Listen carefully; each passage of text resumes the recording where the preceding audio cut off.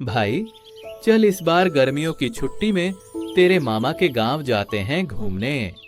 हाँ, मैं भी सोच रहा था कि मैं घूम के आऊं। चलो, तब चलते हैं। आरव और कबीर बचपन से ही बहुत गहरी दोस्ती रही है। वो दोनों साथ साथ ही बड़े हुए हैं और अभी भी साथ में काम करते हैं शहर में। वो बीच बीच में अपने मामा के घर जाते हैं घूमने। कबीर, बेटा बड़े दिन बाद आए हो, चलो अच्छी बात है। तुम फ्रेश हो जाओ, उसके बाद खाने के लिए नीचे आ जाना। जी मामा जी। भाई, ये गांव तो पहले से भी ज्यादा सुंदर हो गया ना। चलो बेटा, खाना तैयार है। अब तुम दोनों आकर जल्दी से खाना खा लो। जी मामा जी। उसके बाद दोनों ने खाना खाया।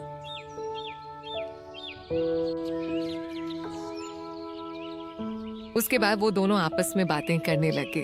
भाई, चलना उसी नदी के पास चलते हैं जहां हम बचपन में अक्सर जाया करते थे। कितनी शांति होती थी ना वहां।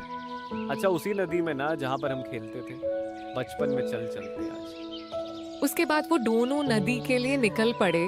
नदी तक जाने के लिए एक जंगल पार करना पड़ता है। वो दोनों जाने लगे जंगल में।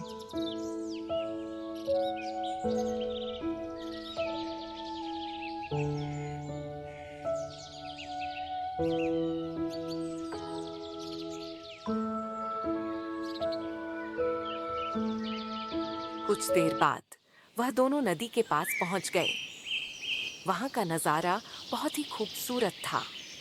ठंडा और साफ सुथरा पानी, सुंदर फूल, खुली ताजी हवा, पेड़ पौधे, पक्षी और चहल पहल बहुत अच्छी लग रही थी दोनों को। भाई, ये जगह सच है बहुत सुंदर है। अगर मौका मिले तो मैं यहीं रहना चाहूंगा, हमेशा के लिए। हाँ भाई, तूने बिल्कुल सही कहा। यह जगह सच में बहुत सुंदर है। उसके बाद वो दोनों कई घंटों तक वहीं बैठे बात करते रहे। देखते ही देखते काफी समय वह दोनों उठकर अपने घर की तरफ जाने लगे। कभी पानी में से एक आवाज आने लगी। उन दोनों ने पीछे मुड़कर देखा। उन दोनों की आंखें खुली की खुली रह गई। पानी में एक बहुत ही सुंदर लड़की नहा रही थी। मानो जैसी वो लड़की कोई राजकुमारी हो। गोरा रंग, घने बाल, भूरी आंखें। वो दोनों उसको देखते ही रह गए। उसके बाद वह लड़की पानी से बाहर निकल कर आई। वो तीनों कुछ देर तक एक दूसरे को देखते रहे। उसके बाद आरब और कबीर दोनों उसके पास गए और उससे बात करने लगे। तुम इस जंगल में अकेली क्या कर रहे हो? मेरा नाम रिया है। मैं हमेशा से यहीं रहती थी। ये मेरा ही जंगल है। चलो, मैं तुम दोनों को जंगल घुमाकर लाती हूँ। कबीर और आरव को उसकी यह बातें समझ नहीं आई, पर यूएन दोनों ने ज्यादा ध्यान नहीं दिया। ये सोचकर मजाक कर रही होगी शायद।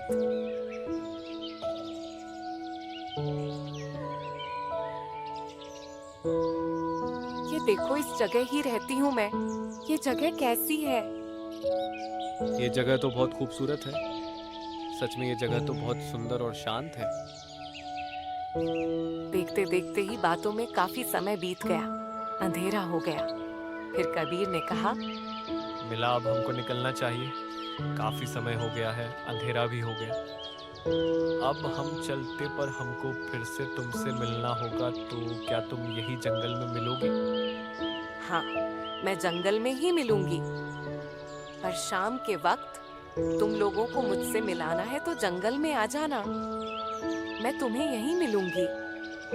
ये सुनकर दोनों के चेहरे पर मीठी सी मुस्कुराहट आ गई।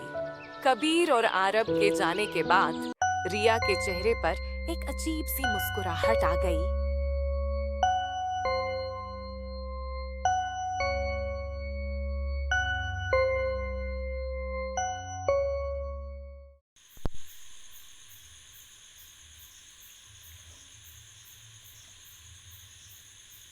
ये कबीर की आंखों में नींद नहीं थी। वो बस रिया के बारे में ही सोच रहा था। और कबीर की आंखों में भी नींद नहीं आ रही थी। वो भी बस रिया के बारे में ही सोच रहा था। कि वो कितनी खूबसूरत है, मानो जैसे उन दोनों को एक ही लड़के से प्यार हो गया हो। अब आगे क्या होने वाला था, किसी को भी नहीं पता था। कबीर को सपने में भी वो दिखने लगी।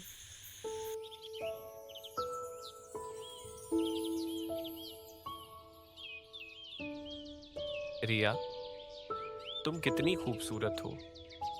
मुझे पहली नजर में तुमसे प्यार हो गया। क्या तुम मुझसे शादी करोगी? हाँ, क्यों नहीं। मुझे भी तुम पहले नजर में बहुत पसंद आ गए। वो दोनों एक दूसरे की तरफ देखे जा रहे थे और उनके चेहरे पर हल्की सी मुस्कुराहट थी।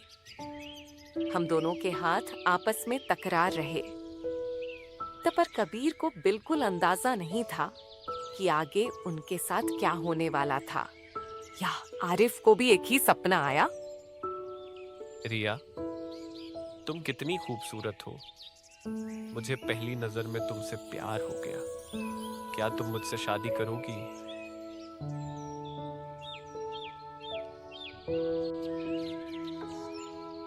हाँ, क्यों नहीं।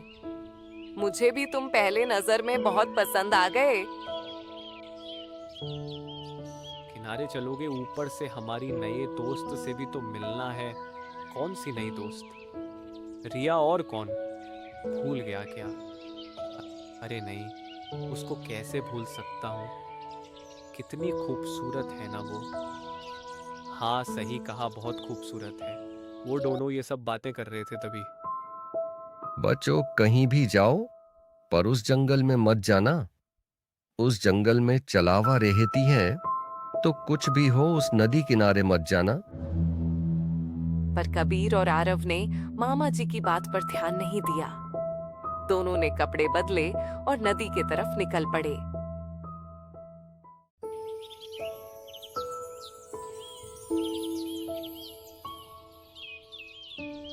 भाई, तेरे मामा जी जो बोल रहे थे वो सब सच है क्या? कोई चलावा रहता है क्या नदी में? वैसे चलावा क्या होता है? चलावा मतलब भूत प्रेत होता है, पर ये सब अफवाह है। तू टेंशन मत ले।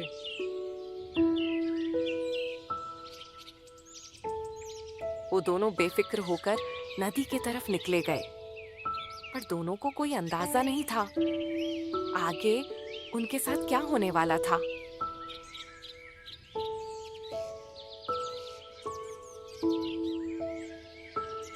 वो दोनों वहीं गए जहां रिया ने बताया था कि वो यही रहती है, पर वहां वो नहीं थी।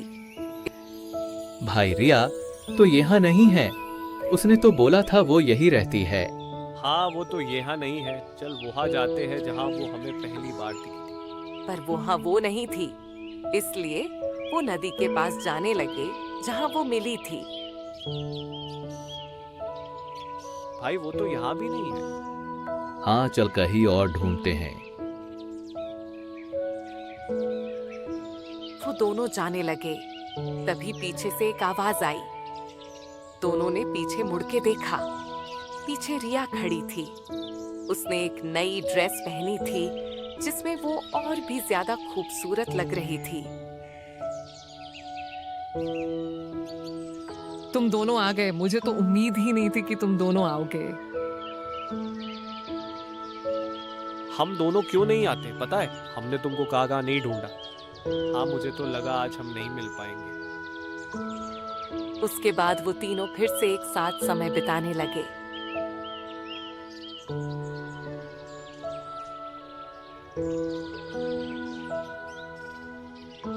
अगले दिन वो फिर से वहीं मिले। इस बार भी रिया ने एक खूबसूरत ड्रेस पहनी थी जिसमें वो कोई परी जैसी लग रही थी। वो तीनों फिर से एक साथ समय बिताने लगे।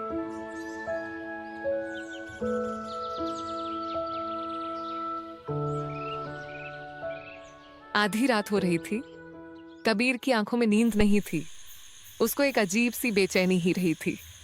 वो उठ के बैठ गया और बाहर निकल गया।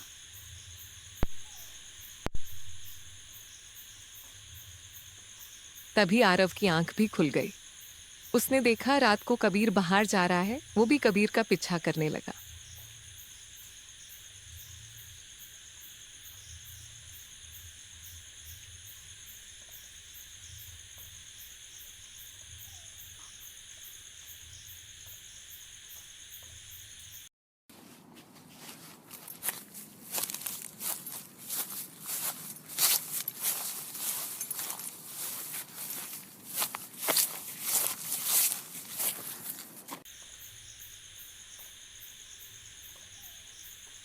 उसने देखा वो रिया से मिलने गया।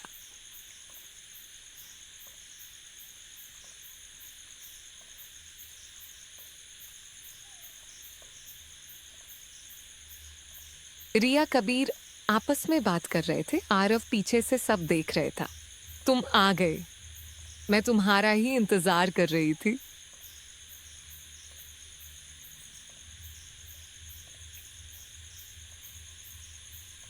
उन दोनों को साथ में बात करता देखकर आरव बहुत ज्यादा गुस्से में आ गया। वो उनके पास गया और बोलने लगा, तुम दोनों यहाँ रात को चुप चुप के मिलते हो। मैंने कभी नहीं सोचा था कि आरव तू मुझे धोखा देगा। तू ऐसा कैसे कर सकता है मेरे साथ? तभी रिया ने उसे समझा, कबीर तुम शांत हो जाओ। मुझे पता है कि तुम दोनों मुझे पसंद करते हो और मैं तुम दोनों को बहुत पसंद करती हूँ। दोनों तुम ही बहुत अच्छे हो, पर मैं तुम दोनों में से कोई एक ही मेरे साथ रह सकता है। इसलिए कल रात 12 बजे जो भी इस नदी किनारे पहले आएगा मैं उसकी होंगी।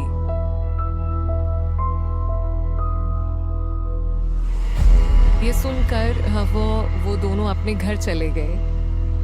अब जैसी दोस्ती में एक दरार आ गई थी।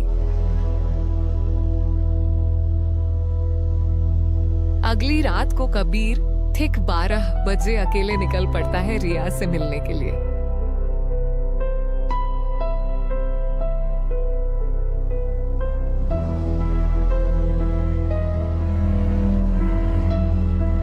पीछे पीछे कभी भी आ रहा होता है। वो दोनों साथ साथ नदी के किनारे पहुंच जाते हैं, पर उधर कोई नहीं था।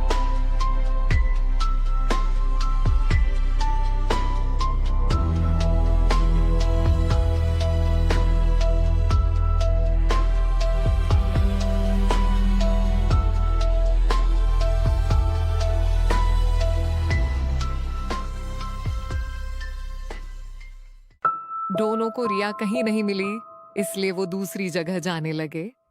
वहां भी रिया नहीं थी। उन दोनों को लगा शायद मीरा ने बहुत बड़ा मजाक किया है। दोनों निराश होकर घर लौट आने लगे।